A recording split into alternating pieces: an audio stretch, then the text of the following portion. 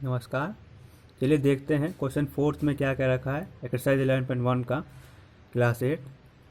A flooring tile has the shape of a parallelogram whose base is 24 centimeter and the corresponding height is 10 centimeter.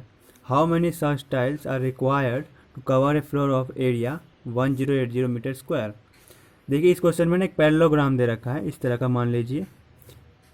ठीक है, parallelogram समझते हैं, आमने सामने की साइड से पैरेलल है, ये साइड इसके पैरेलल है, ये साइड इसके पैरेलल है, उसे पैरेललोग्राम कहते हैं। और इसकी जो बेस है, बेस की जो लेंथ है वो 24 सेंटीमीटर दे रखी है। और क्या रखा है, इसके लिए जो हाइट है, मान लीजिए ऐसे हाइट दे रखी होगी, हाइट तो लेंथ परपेंडिकुलर डिस्टेंस होती है, तो ये हाइट जो है वो 10 सेंटीमीटर ऐसे दे रखी है।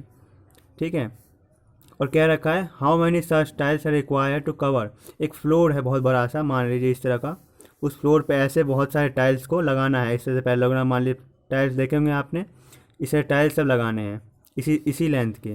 तो पूछ रखा है ये पूरा जो एरिया है वो क्या है, 1080 मीटर स्क्वायर। तो इस पूरे एरिया को ढकने के लिए हमें कितने टाइल्स की ज़रूरत पड़ेगी वो पूछ रखा है। तो इसके लिए हमें एक टाइल का एरिया पता होना चाहिए, तो इसी पैरेललोग्राम का एरिया निकालते हैं। सो एरिया ऑफ पैरेललोग्राम, ये क्या होता है, base into height, base into height. ये आपने सीखा होगा, नहीं सीखा देखिए याद कर लीजिएगा ऐसे। Area of parallelogram equal to base into height. तो बेस क्या है 24 सेंटीमीटर, हाइट क्या है 10 सेंटीमीटर। इस तरह से क्या हो गया 240 सेंटीमीटर स्क्वायर। ये हो गया हमारा एक पैरेललोग्राम टाइल का एरिया। लेकिन ऐसे कितने टाइल्स चाहिए ताकि इस एरिया को भर सके 1080 मीटर स्क्वायर को। लेकिन देखिए इधर यूनिट अलग अलग हैं, सेंटीमीटर स्क्वायर और ये मीटर स्क्वायर। तो हम क्या करते हैं, इस 1080 मीटर स्क्वायर को सेंटीमीटर स्क्वायर में बदल लेते हैं। उससे पहले देखिए क्या जानना चाहिए हमें कि एक मीटर में कितने सेंटीमीटर होते हैं, 100 सेंटीमीटर। तो एक मीटर स्क्वायर में कितने सेंटीमीटर होंगे, तो दोनों तरफ स्क्वायर कर देते हैं। देखिए 1 metre square equal to 100 centimetre square.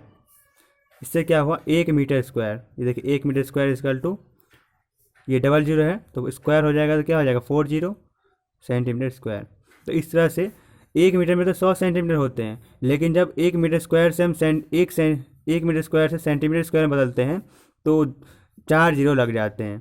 अगर स्क्वायर नहीं होता तो एक मीटर में सिंपल सा 100 सेंटीमीटर होता, लेकिन हमें एक मीटर स्क्वायर से सेंटीमीटर स्क्वायर में बदलना है, इसलिए 4 जीरो लग जाएंगे। तो इसी तरह से 1080 मीटर स्क्वायर, इसका सेंटीमीटर स्क्वायर में बदलेंगे कितना हो जाएगा, तो 4 जीरो बढ़ जाएगा, तो 1080 1 2 3 4, ये एक्स्ट्रा 4 जीरो बढ़ गए, इतना सेंटीमीटर स्क्वायर हो गया। हमने इस क्वांटिटी को सेंटीमीटर स्क्वायर में बदल लिया। अब हम यूनिटरी मेथड लगाएंगे। नंबर ऑफ टाइल्स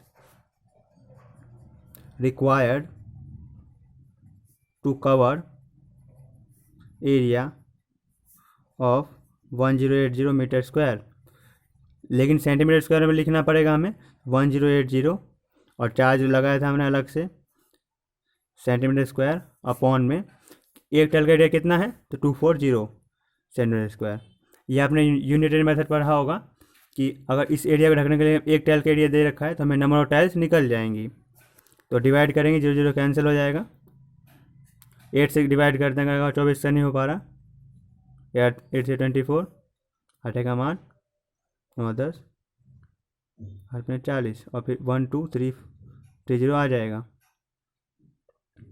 3 से फिर डिवाइड करेंगे, 3 चौक 12 15, 45,000 टाइल्स आ गए। इतनी टाइल्स की ज़रूरत पड़ेगी हमें इस एरिया को ढकने के लिए। ये जो एरिया है, इस एरिया को ढकने के लिए हमें 45,000 टाइल्स की ज़रूरत पड़ेगी। इस तरह से यूनिटरी मेथड का यूज करके हमने ये क्वेश्चन कर लिया। बस में पता क्या होना चाहिए था हमें कि एक पैरेललोग्राम का एरिया कैसे निकालते हैं, तो ये फॉर्मूला याद होना चाहिए, तो बाकी सब तो आसानी से हो जाएगा। तो बेस इंटू हाइट याद रखिएगा। चलिए फिफ्थ क्वेश्चन करते हैं। चलिए फिफ्थ क्वेश्चन सॉल्व करते हैं। फिफ्थ क्वेश्चन में देखिए क्या कह रखा है, an ant is moving around a few food pieces of different shapes scattered on the floor, for which food piece would the ant have to take a longer round. तो इस तरह से 3 शेप्स दे रखे हैं। देखिए पहला शेप दे रखा है ये इस तरह का, इस तरह सेमी सर्कल है, फिर नीचे बेस है। फिर दूसरा शेप देख लीजिए इस तरह का है, और फिर इसे नीचे अंडर में कर्व है, आर्क है अंदर से। और तीसरा शेप देख लीजिए, इस तरह से आइसक्रीम कोन की तरह है। पूछ रखा है कि अगर किसी आंट को पूरा राउंड लगाना हो इस शेप का, तो किस में ज़्यादा डिस्टेंस तय करना होगा, या किस में ज़्यादा समय किस में ज़्यादा दूरी तय करनी होगी आंट को। तो पहले शेप में हमें क्या निकालना है, असल में पेरीमीटर। तो हर एक शेप के लिए हम पेरीमीटर निकालेंगे, और जिसका जो पेरीमीटर बड़ा होगा उसमें ज़्यादा डिस्टेंस तय करना होगा, तो आंसर हमारा आ जाएगा। तो पहला शेप देखिए, इसमें कैसे निकालेंगे। तो पहले तो ये डिस्टेंस ये डिस्टेंस हो गया, यहाँ शुरू करते हैं। मान लीजिए आंट यहाँ चलना शुरू करती है पॉइंट ए से यहाँ तक जाएगी, कितना हो गया 2.8 सेंटीमीटर, ठीक है। फिर यहाँ से इस पूरे राउंड में लगाएगी यहाँ तक आने के लिए, तो ये पूरा राउंड कितना होगा, तो ये देखिए सेमी सर्कल है, हो गया ये सर्कल का हाफ। तो सेमी सर्कल का पेरीमीटर क्या होता है 2πr, ये सर्कल का होता है पूरे सर्कल का, लेकिन इसका तो ये हाफ है, तो इसलिए हाफ कर देंगे, तो क्या होगा πr हो गया सिंपल सा।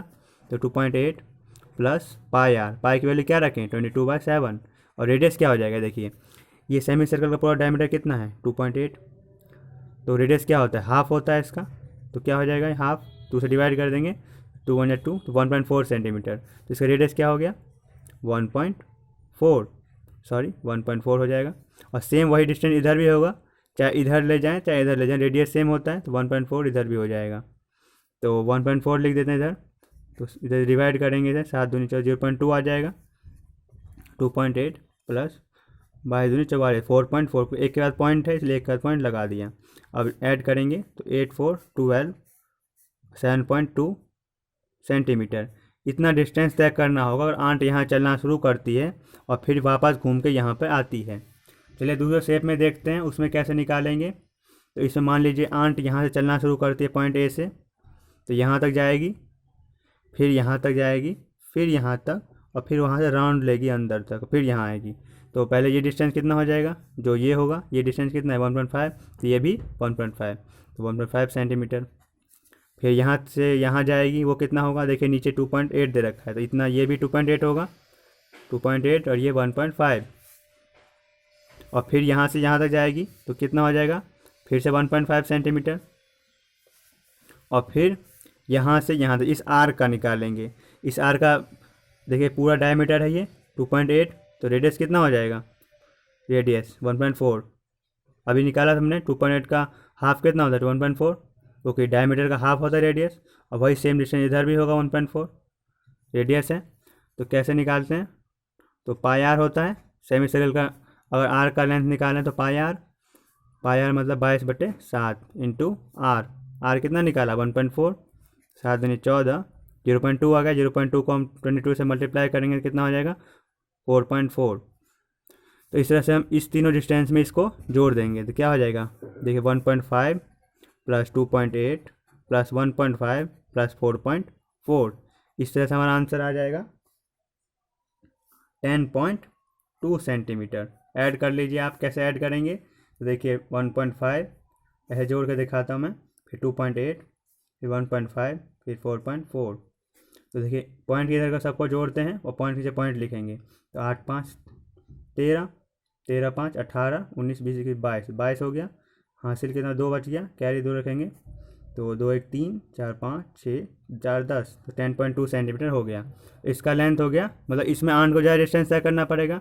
अब तीसरे शेप का भी देख लेते हैं, फिर हम कंक्लूजन पे पहुंचेंगे। तीसरे शेप में आइसक्रीम कोन की तरह है।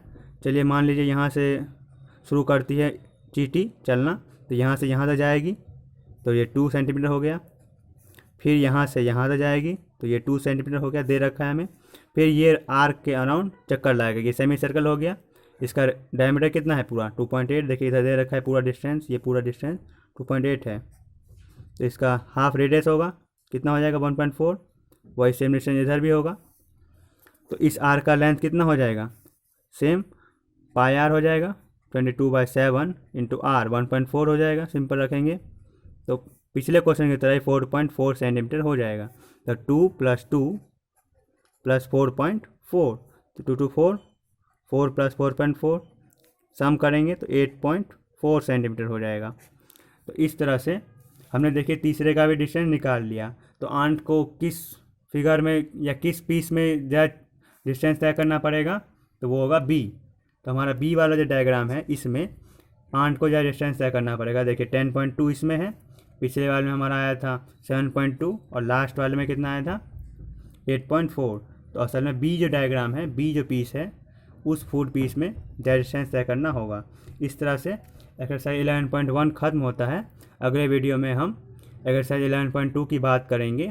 तो चलिए, अगर आपको कोई डाउट हो तो आप हमारे टेलीग्राम ग्रुप पर जुड़ सकते हैं और अपने डाउट्स पूछ सकते हैं। धन्यवाद।